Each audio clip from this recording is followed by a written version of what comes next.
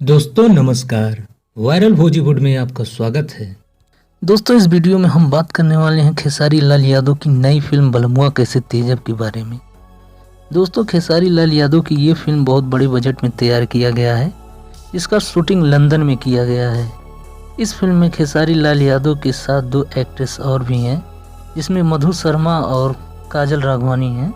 इस फिल्म के प्रोड्यूसर अभय सिन्हा जी और डायरेक्टर हैं रजनीश मिश्रा जी।